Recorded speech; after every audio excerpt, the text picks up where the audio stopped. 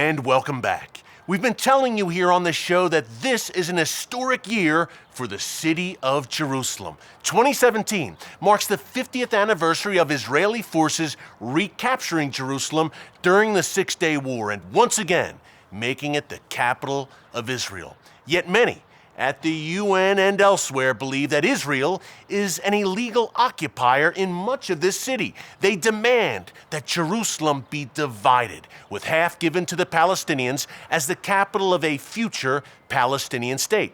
Well, our friend Avi Dichter is a member of the Israeli Knesset and chairman of Israel's Foreign Affairs and Defense Committee, and he recently gave us a fascinating overview of Jerusalem that showed why dividing this great city would be a disaster for Israel's security.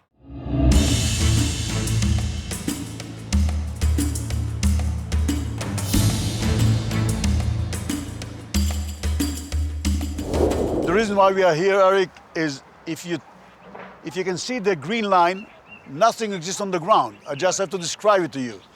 If you go from the mountain over there, the Mount Scopus, and you go left to the French Hill, beyond the old city, the Notre Dame towers over there, one big, one small, and all the way up here, that's the 67 line. Yeah. The security line, which meets, grosso modo, the municipality line, is going all along the gray wall over there. Sometimes it's a fence, sometimes it's a wall. It goes all along the way. You see the bus over there. Climb up, you see Abu Dis on the right. It's outside the security line.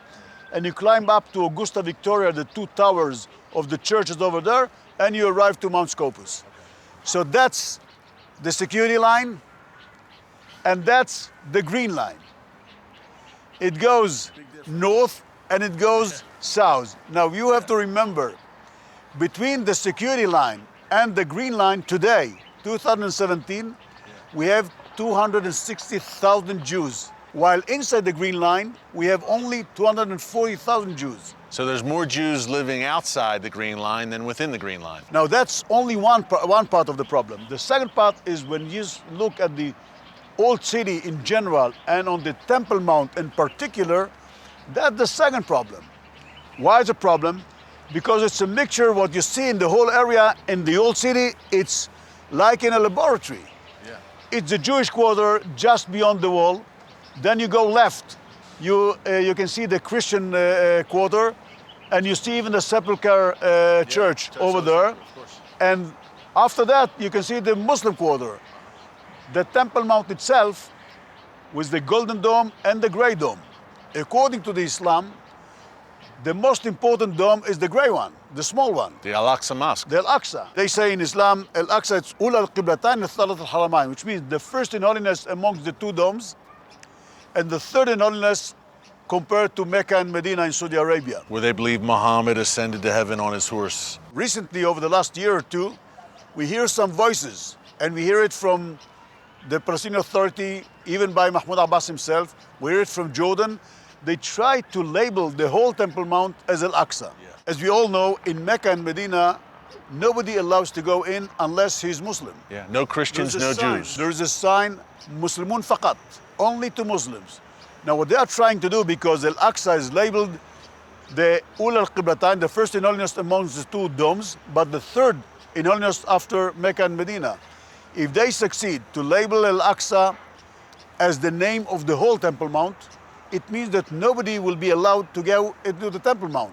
Since the Second Intifada broke out, they prevented any person, unless he's Muslim, to come into the Al-Aqsa Mosque. Up until 2000, you could go anywhere on the Temple Mount, including to the Al-Aqsa Mosque, paying $10, and that's enough. Yeah, you know, Avi, two things here that really strike my interest. Number one, Jerusalem is never mentioned in the Quran, not even once. It's mentioned hundreds of times in the Bible.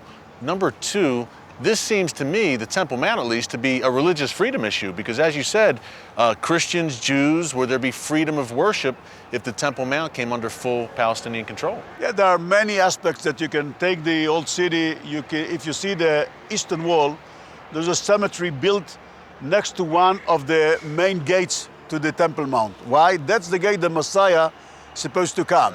But They know that the Messiah won't cross a cemetery, so they build a cemetery. Yeah. The Al-Aqsa Mosque is built straight at the continuation of the stairs that used to go to the Jewish Temple Mount 3,000 years ago. It seems to me the world is saying the problem is that Israeli building outside of the Green Lines, Israeli communities, Jewish communities outside of the Green Line, but those communities are not going anywhere. The train has left the station. They're here to stay. 260,000 Jews living in their eternal capital, Jerusalem, and they're not going anywhere, no matter what the world says. You know, the former president of the state of Israel, Shimon Peres, who passed away last year, he used to say, you can have an omelet made from eggs. You cannot have eggs made from an omelet. That's the situation here. Yeah. Avi, thank you so much for a great overview. We appreciate it. Thanks again to our good friend, Minister Avi Dichter, for an eye-opening view of Jerusalem. Well, up next, we mentioned how this is the 50-year anniversary of the Six-Day War and the reunification of Jerusalem. Now there's an amazing new film about this epic event called In Our Hands. And after the break, you're going to get an exclusive sneak peek. You won't want to miss this, folks. Don't move.